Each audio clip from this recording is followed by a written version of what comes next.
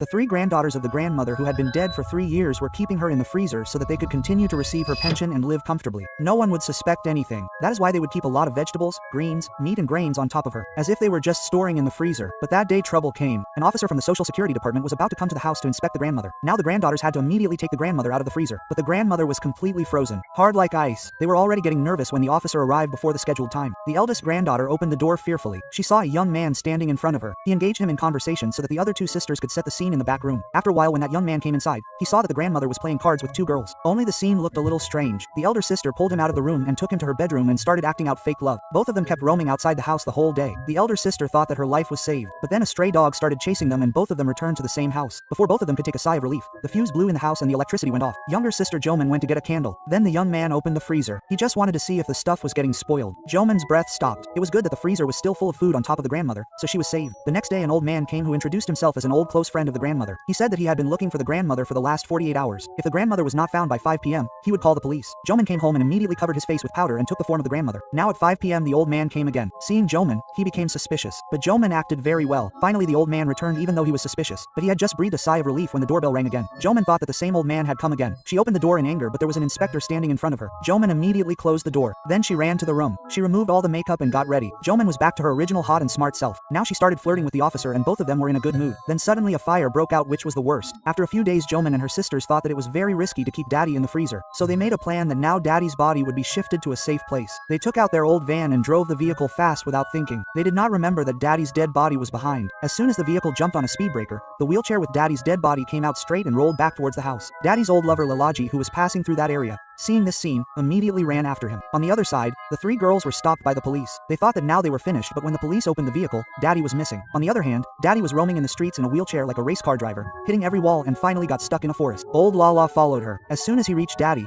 he was stunned to see her condition. Daddy's body had now completely rotted. Out of fear, he immediately picked up the phone, but as soon as he made the call, he died of a heart attack. Here, when Joman reached home, he saw that Daddy was lying comfortably on the bed. Then her boyfriend Dajwang, a member of Dadu Lovers Club, shuts his mouth. Actually, he had already known that these people were freezing Daddy and looting money, but he loved Joman so much that he quietly brought Daddy back. Later, Dajwang said that now at least perform Daddy's last rites, but Joman flatly refused. He said that as long as Daddy is in the freeze, we have unlimited money.